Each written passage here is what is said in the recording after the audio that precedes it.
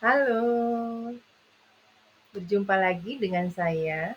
Dalam video kali ini, saya akan mempresentasikan konsep diri dan pengaruhnya dalam kehidupan manusia.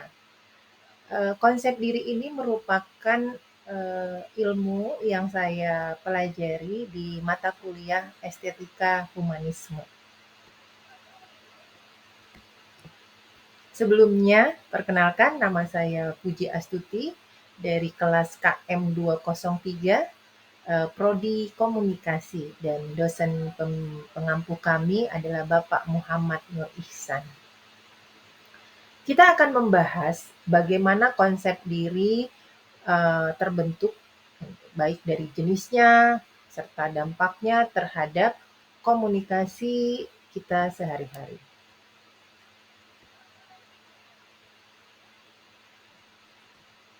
Seperti yang teman-teman lihat di layar, menurut Anita Taylor bersama rekannya yang dikutip dalam buku Rahmat tahun 2009,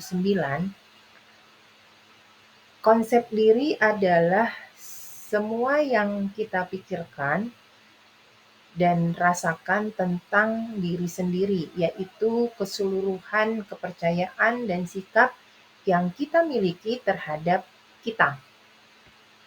Konsep diri bisa dimaknai kumpulan kepercayaan, pikiran, dan evaluasi tentang diri kita. Ini mencakup bagaimana kita melihat diri secara fisik, sosial, dan psikologis. Konsep ini membentuk kerangka berpikir kita dan mempengaruhi setiap interaksi sosial yang kita lakukan dalam kehidupan sehari-hari.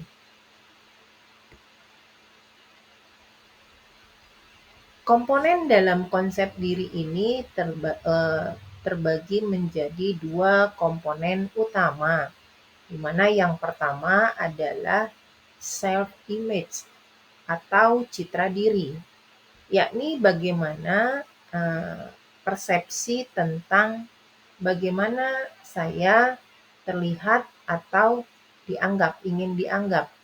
Kemudian komponen yang kedua terkait harga diri atau self-esteem. Bagaimana saya menilai apakah saya layak, berharga, atau mampu.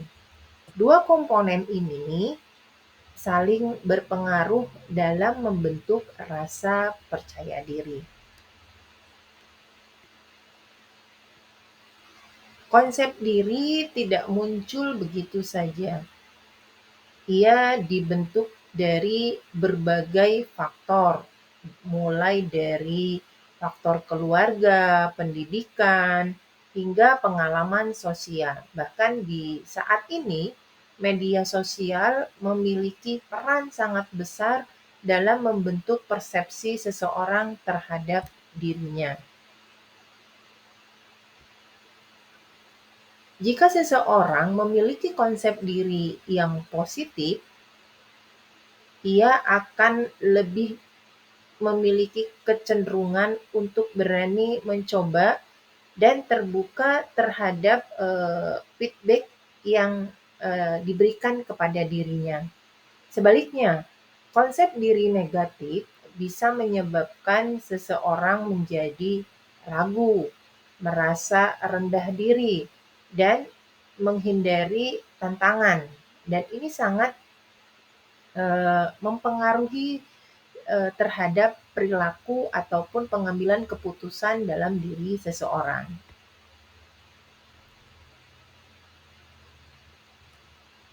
Johari Window itu adalah alat atau model komunikasi yang digunakan untuk membantu orang lebih memahami hubungan antara diri mereka dan orang lain. Teori ini menggambarkan 4 jendela yang mewakili berbagai aspek diri kita dalam konteks interaksi sosial dan pengetahuan yang melibatkan diri sendiri maupun orang lain. Sehingga membantu kita memahami Seberapa terbuka dan sadar kita terhadap diri sendiri. Area terbuka adalah aspek yang diketahui oleh kita dan orang lain. Jadi, jika dalam diri seseorang area terbuka ini semakin besar, maka bisa dipastikan semakin efektif komunikasi yang kita lakukan. Membangun konsep diri yang sehat itu menandakan juga memperluas area terbuka dengan refleksi dan keterbukaan.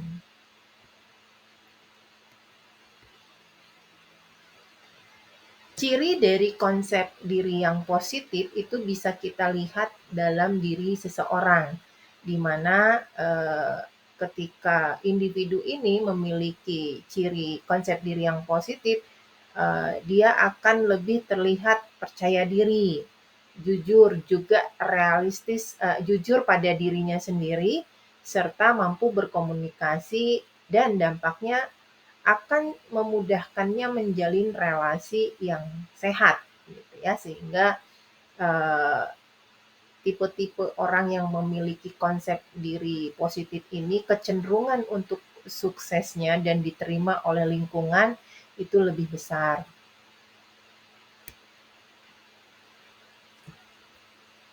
Konsep diri itu bukan hanya sekedar teori gitu. Eh, Konsep diri ini bisa kita latih dalam kehidupan sehari-hari. Lalu pertanyaannya adalah bagaimana caranya? Sederhana kawan-kawan, konsep diri ini bisa teman-teman praktekkan atau teman-teman latih melalui refleksi diri, lalu menerima kritik tanpa defensif atau menerima feedback, gitu ya, dan memaafkan kegagalan diri. Sehingga ketika ini sering kita latih dalam keseharian kita, maka konsep konsep diri itu akan terbentuk dan kita bisa membangun narasi yang sehat tentang siapa kita sebenarnya dan siapa yang yang kita inginkan, apa yang kita inginkan terhadap diri ini. Dan ini juga semakin kita melatih konsep diri ini dalam kehidupan sehari-hari, kita semakin memahami kekuatan dan kekuatan yang kita miliki karena pada dasarnya manusia itu dilahirkan dalam dua sisi, kelemahan dan kekuatan. Nah, tergantung di mana kita memilih gitu ya, fokus pada kelemahan atau fokus pada kekuatan. Nah, ketika kita terbiasa melatih konsep diri ini dalam sehari-hari, maka diharapkan kita semakin mengenali kekuatan dalam diri kita. Dari proses pembelajaran yang saya dapatkan di mata kuliah Estetika Humanisme ini, saya makin memahami pentingnya kita mengenali diri kita. Karena eh, secara teori yang diberikan oleh dosen pembimbing dan juga proses pengalaman hidup yang saya alami, saya akhirnya menyadari bahwa mengenali diri itu adalah pondasi yang perlu kita pahami, dan mengenali diri ini adalah awal dari kita mampu menghargai orang lain.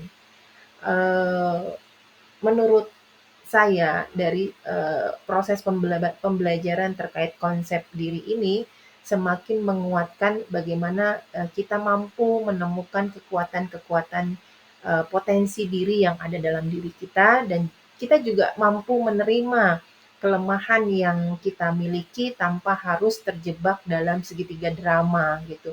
Karena dari pembelajaran memahami betapa pentingnya memahami konsep diri ini membuat kita mau berubah ke arah yang lebih baik dan kita juga terpacu untuk terus bertumbuh dan memperbaiki diri kita setiap harinya. Dan satu yang semakin membuat pemahaman saya terhadap konsep diri ini adalah bahwa setiap orang punya potensi untuk membangun, versi terbaik dari dirinya. Dan, demikian, kawan-kawan, sekilas terkait, pentingnya mengenali, eee, konsep diri ini ya. Terima kasih telah menyimak presentasi saya. Semoga bermanfaat dan bisa menjadi refleksi untuk kita, khususnya diri saya pribadi. Sampai jumpa. Terima kasih.